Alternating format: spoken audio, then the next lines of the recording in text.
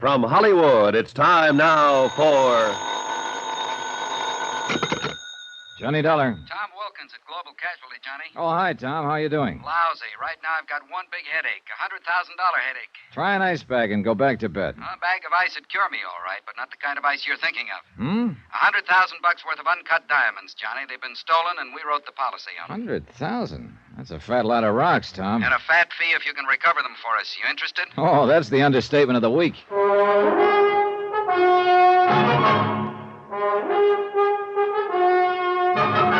Tonight, and every weekday night, Bob Bailey in the transcribed adventures of the man with the action-packed expense account, America's fabulous freelance insurance investigator. Yours truly, Johnny Dollar.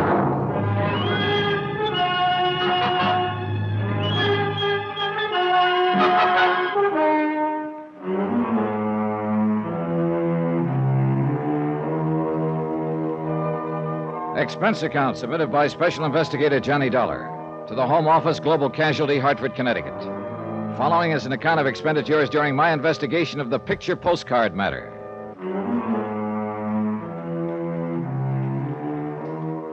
Expense account item 1, $1.25. Taxi to the office of Global Casualty, where Tom Wilkins was waiting for me. Looks like we're bucking a pretty well-organized outfit in this deal, Johnny. The way they pulled the job shows they'd planned it out pretty well. How did it happen, Tom, and where? The diamonds were being taken by special courier from Zurich, Switzerland to Amsterdam. They got lifted at the Zurich airport. How? The airport was crowded. The courier was carrying the diamonds in a leather briefcase strapped to his wrist. A fight broke out suddenly. In the confusion, the courier was slugged and the case cut loose from him. After which the fight suddenly stopped, huh? Yeah. It was obviously a rigged brawl. By the time the police arrived, the people involved had disappeared. With the uncut diamonds. Mm-hmm. Sounds like their timing was pretty good. Too good. How about the courier? You get a look at the guy who slugged him? No, it happened from behind. Anybody in the airport crowd able to describe the guys who'd rigged the brawl? Well, no clear description. Somebody mentioned that one of the men involved was stocky, sort of a bull neck. Oh, great. Probably only a couple of million people answering that description. True. Zurich police turn up anything? Not a thing. Well, look, Tom, I'm an insurance investigator, not a magician. You better get yourself another boy. Whoa, Johnny. We got one lead, and it could be enough if it's on the level. Oh, well, let's have it.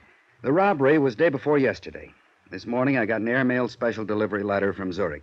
Here, take a look. Regarding the recent diamond matter, I have information which may enable you to recover them. For a reward. So I see. And he wants to talk to somebody about it. Yeah. And I nominate you. It's signed Sebastian. Any idea who he is? None at all. As you see, I was to reply to General Delivery in Zurich. I did. Told him you were the one. Uh-huh. How do I find him? I'll read on. You're to register at the Polo Hotel in Zurich. He or she will contact you there. You think it's on the level? I don't know. Could be a phony. Somebody trying to ace in and promote a fast buck. It's happened before. Sure, and this could be another one. But right now, it's the only lead we've got. We got to take a chance and go along with it. I can't say I care for the postscript here. Extreme caution necessary. Leads me to think there's one thing you'd better be real sure about, Johnny. What's that? That you don't get contacted by the wrong guy. And so, with the sun sinking slowly in the west and my morale slowly following suit, I said goodbye to my cheerful friend and set sail for distant shores. Item 2, $622 plane fare and incidentals to Zurich, Switzerland. It was a quiet, uneventful flight, and I had a lot of time to think. But I didn't much like what I was thinking.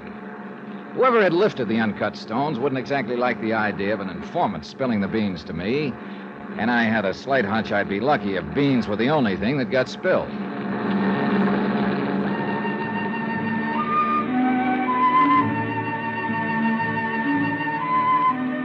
My plane landed at Zurich in the late afternoon. I hired a cab, that's item 3, $1, to take me to the Polo Hotel. The city looked bright, fresh, and clean. It gave me a lift. And the sight of a very pretty girl walking quickly to my cab as we were ready to pull away from the airport didn't hurt either. Oh, darling, Well, hello. I'm so sorry. I've made a mistake. Darn it. I thought you But were... I was somebody else. Yeah, that's the trouble with having an ordinary-looking face. Well, I wouldn't call it ordinary. But please... Well? Please, I wonder, could I share your cab into the city? Oh, by all means. I guess my friend was not on that plane after all. Oh, that's rough. Okay, driver. Well, this is very good of you. Well, I'm a real prince when you get to know me, Miss... Schaefer. Ilsa Schaefer. Johnny Dollar. And speaking of getting to know me... Driver, please, pull up. Well, hey, how come? Oh, I am so sorry, Mr. Dollar. I just remembered something I have to do. We were just beginning to get acquainted. I know. A pity, isn't it? Well, look, wait, Well, don't... perhaps this will make up for it. Well, offhand, I can't think of a better start. Now, if you'll only... Goodbye. Hey, Ilsa, wait! Well, if this is the customary Swiss hospitality driver, sign me up. Then I realized that Ilsa had forgotten her purse. I had the driver cruise around a few minutes, but we didn't see her anywhere. So I dropped her purse off at the Lost and Found office of the taxicab company, then went on to the Polo Hotel. It was in the newer quarter of Zurich, on the lower slopes of the Zurichberg. I went inside and started for the desk in the lobby, but I didn't quite make it. Turn here, please. Sorry, I'm heading for the desk. I said turn here, please. You know, I can't say I care for the way you keep nudging me in the ribs. That wouldn't be a gun, would it? Yes, it would. Now, if you will please come with me Okay, mister. Where to? through the side entrance. I'll say one thing. I sure didn't expect all the reception committees. The first one I like much better. Huh? Skip it, will you? Outside. That car over there. Hey, look, isn't it about time you told me what this is all about? There's no use pretending you do not know. The diamonds. Oh. You think I've got them, maybe? I do not think. I'm sure of it. Well, this may come as a nasty surprise to you, mister, but I have no time to waste. She entered your cab with a purse. She? And Ilsa? And left without it. And she was, shall we say, very friendly to you. Oh, that I remember. And I have no complaints, believe me, but she didn't give me any diamonds. I warn you. They weren't in her purse either. They checked the contents at Lost and Found. Get into the car. Hey, look, this routine won't get you anywhere. Into the car. Hey, take it easy, friend. You're trying to poke a hole in my ribs. Okay, relax. Take it Into the car. I jerked the door open suddenly and knocked him off balance. I swung at him, but he ducked and lunged at me. I went sprawling into the street in front of an oncoming car. One of the fenders hit me a glancing blow, and I bounced against the curb. By the time I could get to my feet again, my friend with a gun had disappeared, and so had his car. I wasn't hurt, but it took several minutes to convince the very scared cab driver who'd accidentally hit me. He should be scared. Expense account item 4, $12.75. Telephone call to Tom Wilkins at Global Casualty Bank in the States. I'm glad you called, Johnny. Any luck so far? No luck, but sure a lot of action. Well, what do you mean? Well, first off, an attractive little doll shares my cab for a few blocks, plants a kiss on me, and scrambles out, leaving her purse behind. What? Then a strong arm collars me and tells me the girl must have passed the diamonds to me in the cab. Oh, but that doesn't make sense. Well, anyway, that's what happened so far, plus my almost getting run over in the process. Look, Johnny, I knew this wouldn't be an easy assignment, but... Yeah, I know. Yeah. Don't worry, Tom. I'm still all in one piece.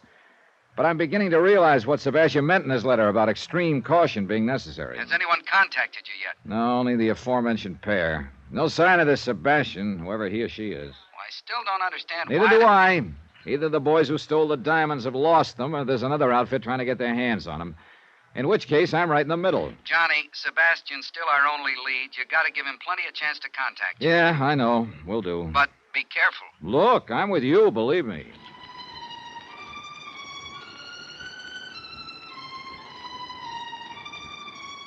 I went up to my room and stretched out on the bed to wait. 2 hours went by. Nothing happened. Finally, I went down to the lobby. Expense account item 5, 30 cents, 2 English language newspapers. I settled down in the most conspicuous chair I could find and waited some more. Still nothing. I worked my way through the newspapers slowly. Then, finally, somebody came over to the chair that was back to back with mine. I took a quick look. He was well-dressed, dark wavy hair, medium height. But he paid no attention to me and started reading his newspaper. Looked like a wrong guess. Maybe I'd have to wait until tomorrow. So I started to get up. Mr. Dollar, What?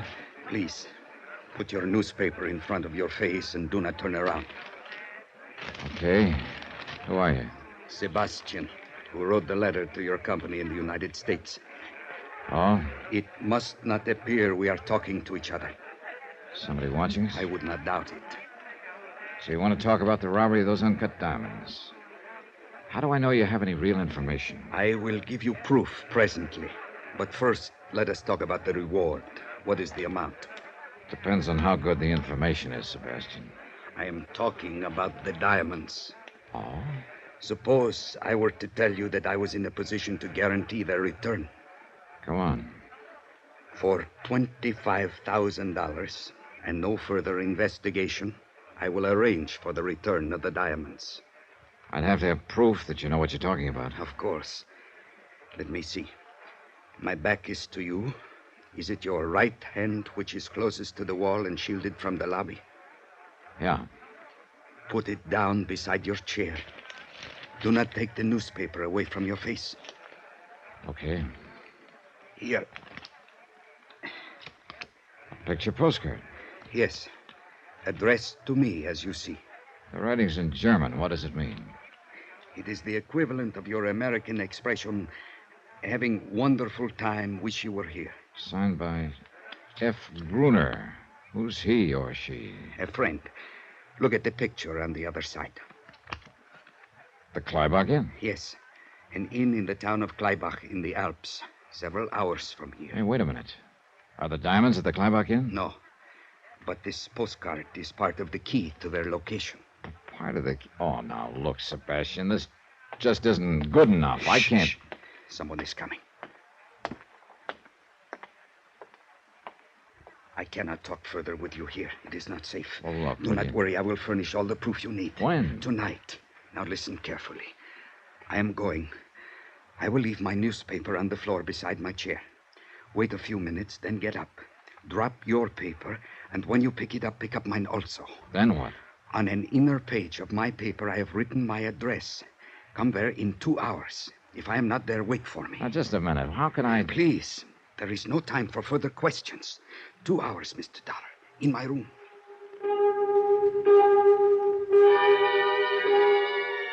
Two hours later, I went to the address he'd given me. A small apartment in another part of the city.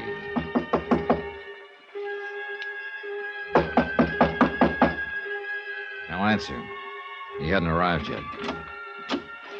I went inside and waited. 15 minutes went by. No sign of Sebastian. And then something started pecking away at my brain, a faint sound. I finally pegged it. A dripping faucet. It came from the bathroom.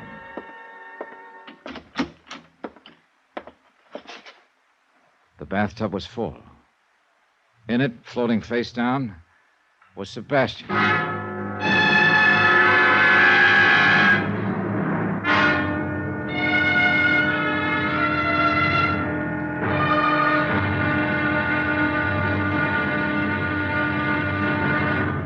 Now, here's our star to tell you about tomorrow's episode of this week's story. Tomorrow, a perfect stranger wants to get acquainted, and a beautiful girl asked me to go skiing.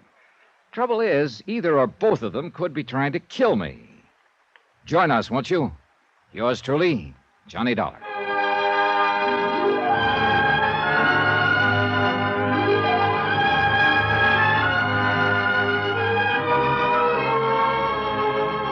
Yours truly, Johnny Dollar, starring Bob Bailey, is transcribed in Hollywood. Written by Robert Reif, it is produced and directed by Jack Johnstone. Be sure to join us tomorrow night, same time and station, for the next exciting episode of Yours truly, Johnny Dollar. Roy Rowan speaking.